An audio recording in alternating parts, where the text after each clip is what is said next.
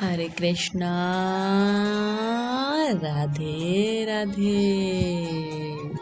आप सभी का स्वागत है मेरे YouTube चैनल श्री राधा माधव रसामृत में। आज के वीडियो में हम वैशाख मास महात्म के अध्याय 27 का पाठ करेंगे। तो आइए इस कथा को शुरू करते हैं। कथा शुरू करने से पहले हम प्रणाम करेंगे हमारे गणपति जी को। कैलाशी शिव सुत सुनो, करो भक्त कल्याण, सब जन द्वारे आ खड़े, आज बचा लो प्राण। बोलो गणपति महाराज की जय। अब हम वंदना करेंगे हमारे गुरु जी की। जग जीवन घट घट बसे, करम करावन सोए, बिन सतगुरु के सो कहे, के ही विधि दर्शन होए। बोलो गुरु महाराज की जय। वैशाख के ठाकुर की जय। कथा शुरू करते हैं।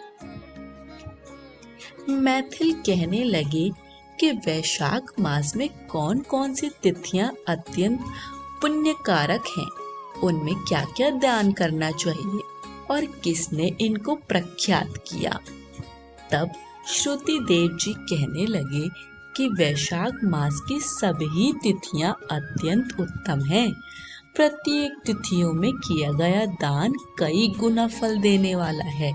संपूर्ण तीर्थ करने से जो फल प्राप्त होता है, वैसा ही फल एक एक तिथि में स्नान, दान, तप, होम, पूजनादि से प्राप्त होता है। कथा श्रवण करने से तत्काल मुक्ति मिलती है। रोगी तथा पीड़ित भी इस कथा के श्रवण से कृतकृत्य हो जाते हैं। जो कोई बिना स्नान, दान इन दिनों को व्यतीत करता है, उसको गोवध, कृतघ्न, पितृघाती तथा आत्मघात का पाप लगता है। जल स्वाधीन है तथा शरीर भी स्वाधीन है, फिर स्नान में संकोच क्यों किया जाए। दरिद्री, धनवान, लंगड़ा, लूला, अंधा, नपुंसक, विधवा, स्त्री, बालक, वृद्ध, युवा सभी को वैशाख मास का सेवन करना चाहिए। वैशाखोक्त धर्म सुख से साधने के योग्य है, जिससे अधिक और कुछ शोभित नहीं है। जो कोई नीच इन सुलभ धर्मों का पालन नहीं करता, उनको नरक का भोगी होना पड़ता है। इसमें कोई संदेह नहीं। जैसे दही को मथ कर मक्खन निकाला जाता है, वैसे ही इस मास की तिथियों को अलग अलग बताता हूँ। चैत्र के महीने से जब मेष की संक्रांति हो, तब पापों का नाश करने वाली अमावस्या को कई गया जी करने का फल मिलता है। मैं नरक और पितरों का एक पुराना इतिहास कहता हूँ। जब पृथ्वी में सार्वणी मनवंतर का राज्य था, 30वें कलयुग के अंत में जब सारे धर्म नष्ट हो गए, उस समय आनर्त देश में धर्मवर्ण नाम का एक ब्राह्मण हुआ। उसने इस घोर कलयुग में मनुष्यों को पापों में रत देखा। जब मनुष्य अपने वर्ण धर्मों से हीन हो गए, तब एक दिन वह ब्राह्मण महात्माओं से सत्र यज्ञ देखने के लिए पुष्कर क्षेत्र गया। वहां पर ऋषि मुनि शास्त्रानुकूल पुण्य कथाओं का वर्णन कर रहे थे। कोई कोई कलयुग की प्रशंसा भी कर रहे थे।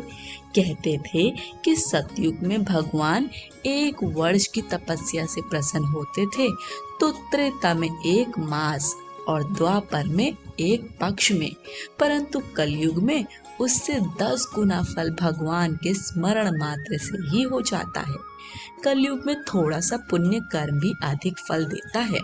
जो दया, पुण्य, दान, धर्मादि कुछ भी नहीं कर सकते, उनके लिए केवल हरि नाम उच्चारण करना ही अत्युत्तम है।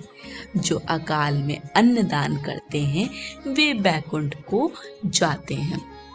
वहां पर जब यह प्रसंग हो ही रहा था, तो नारद ऋषि एक हाथ से कृष्ण और दूसरे हाथ से जिह्वा को पकड़कर उन्मत्त की तरह खूब हंसने व नाचने लगे।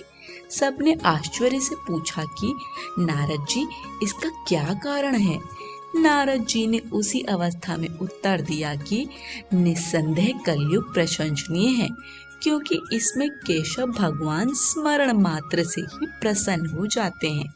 तब भी मैं तुमसे कहता हूँ कि कृष्ण इंद्रिय और जीवा को वश में करना अति कठिन है। जिसने इन दोनों को वश में कर लिया वह साक्षात जनार्दन के ही तुल्य है। अतः इस कलयुग के आगमन पर तुम्हारा यहाँ ठहरना ठीक नहीं। सो पाखंडमय भूमि को त्याग कर अन्यत्र कहीं जाकर विचरना चाहिए।